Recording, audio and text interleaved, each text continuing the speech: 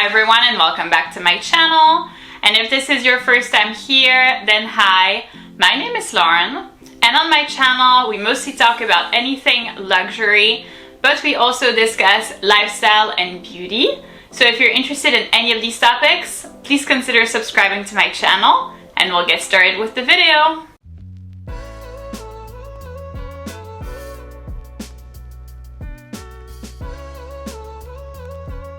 So in today's video, I'm going to be presenting you my luxury wish list for 2025.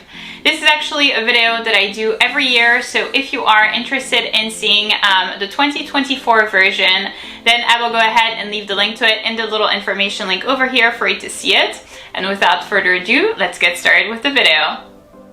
So obviously these are going to be items that I do not have yet, so I will be including pictures either here or here. And we are starting strong with a Chanel mini classic flap. It's a mini rectangular. It's in tweed, features gold hardware, and the color is light pink. The price is $4,800 plus tax.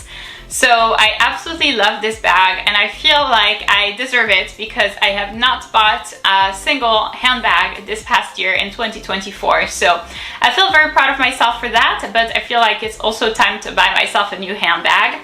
What I like about this handbag is obviously it's Chanel. If you've been subscribed to my channel for a while, you know that it is my absolute favorite brand. I cannot get enough Chanel bags.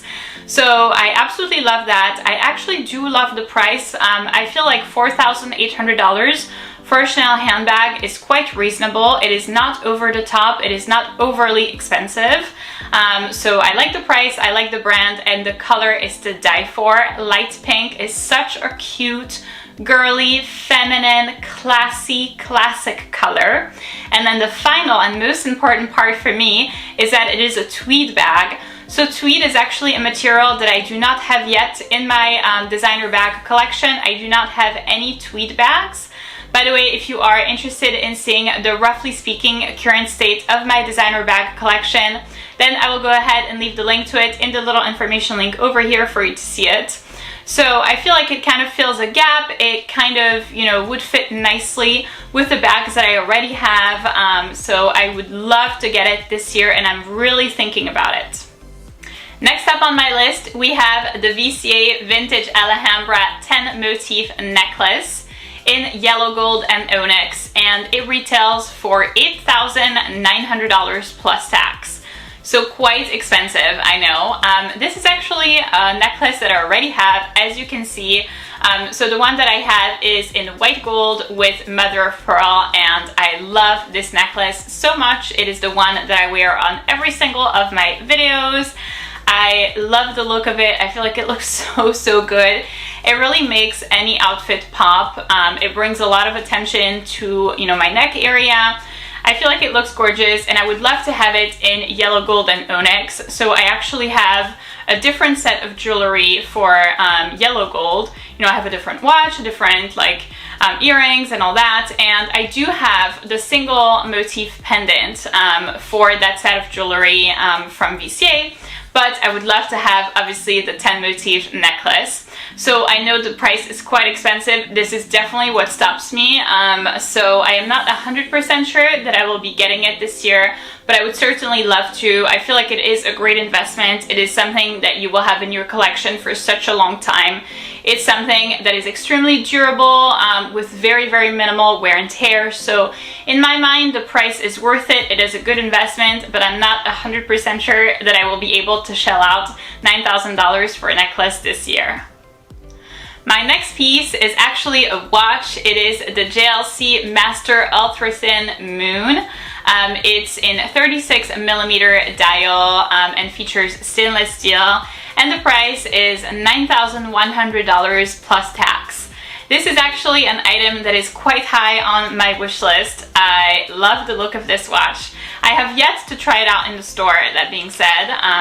It is a watch that I did feature on my luxury watch wish list. So if you are interested in seeing the other watches that I'm currently interested in, that are currently on my radar, then I will go ahead and leave the link to the video in the little information link over here for you to see it. Basically, this would be my very first dress watch so far. I I have 2 Rolexes, and then I have an Audemars Piguet watch that I just acquired for my 30th birthday. I am still over the moon with this watch. But that being said, I obviously have something else on my wish list now as a watch. I am such a watch person. So I feel like this JLC is still at a reasonable-ish price point for, you know, a luxury watch.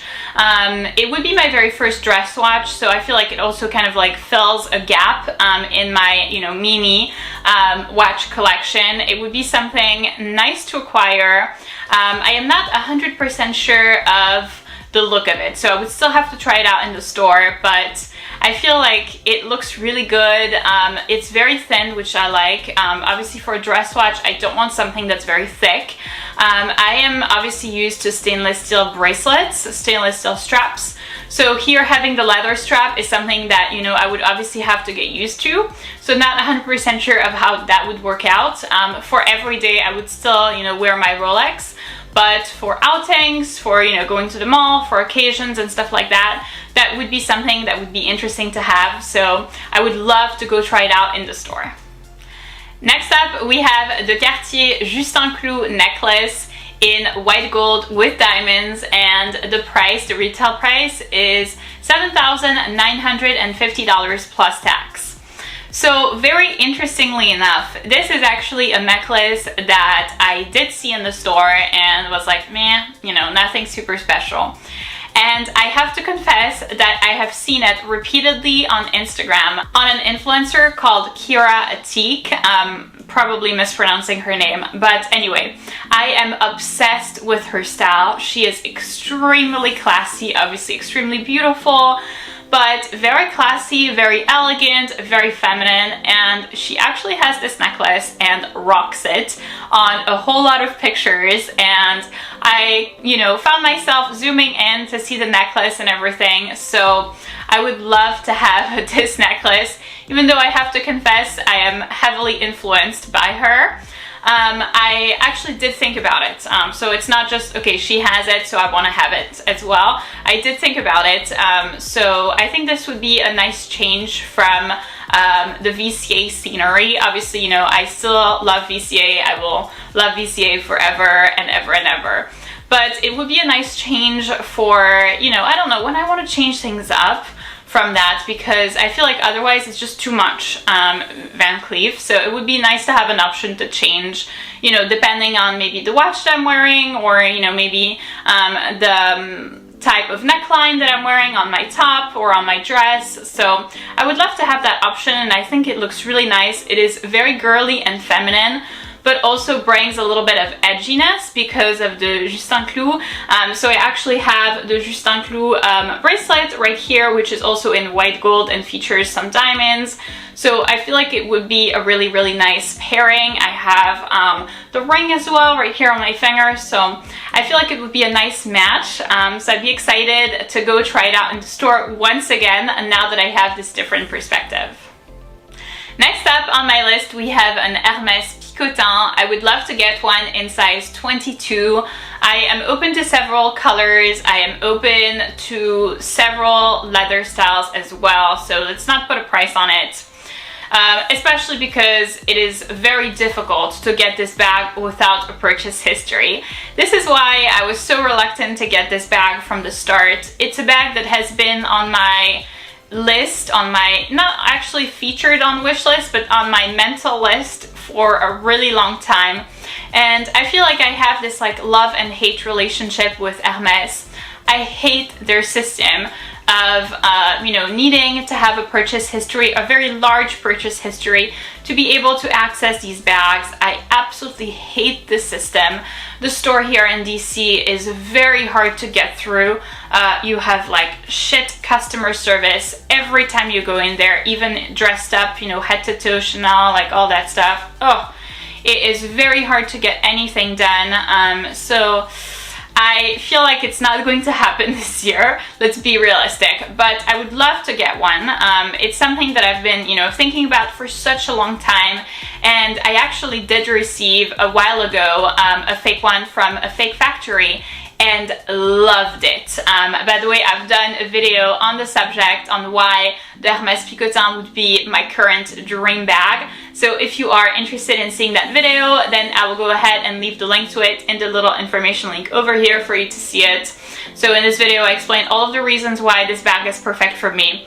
But yeah, I still have this love-hate relationship with Hermès, so I feel like because the store here is very hard to get through, it's going to be complicated for me to get in a year, especially because I honestly don't have a whole lot of items that are on my wish list at Hermès. Actually, at this point, I don't really want to get anything other than a bag. So I would be, I would have to buy things in order to get this back and then maybe like later resell them or something, because those would be items that I actually am really not interested in.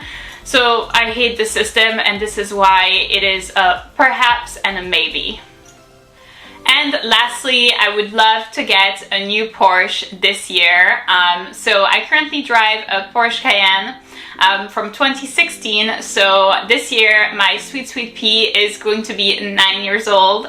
It is well loved, so I got it when she was, I think, about 6 months old, and I have driven it so much. The mileage on it is like 190,000 miles.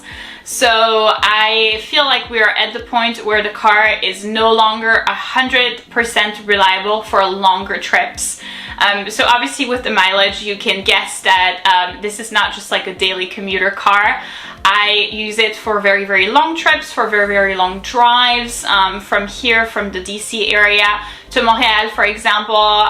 We have to pass some areas with no cell reception in the mountains. I feel like the engine is also starting to slow down a whole lot compared to when I first got it. And obviously, it's normal, the car is of a certain age and of a certain mileage. I also feel like at this point I would start needing to spend money on repairs to fix, the engine and things like that, like big things. And I don't really feel like that's a great idea. I would prefer to save up money to buy a new one. So I would still love to have a Porsche Cayenne. I feel like for me it is still my dream car. I have loved mine. It is my absolute baby, and I would love to get a new one. Not 100% sure if I'll be able to save up the money this year to get it, because it is obviously a big expense, but I will at least start saving up for it, especially towards like the middle of the year. That will be a good time for me to start saving up for a new Porsche. I would love to get either the regular model, which is the one I have now, or the coupe. I love the fact that it's very sporty. The back is very low and short, which I like. Currently, I don't have children. My dating life is not working out at all. So I don't really foresee having children in the, super near future. And anyway, with like, a baby, it would be fine to put in the back seat of the coupe, so it's not a problem. But yeah, I love this car. I would love to get a new one, and this is definitely high up on my wish list, and I will start saving up for a new Cayenne this year. So that's it for this video, guys. Thank you so much for watching. This is a video that I adore doing every year, and I hope that it gave you good ideas for either presents or what to put on your wish list. So if you did enjoy this video, please give it a big thumbs up, subscribe, and I'll see you in my next one.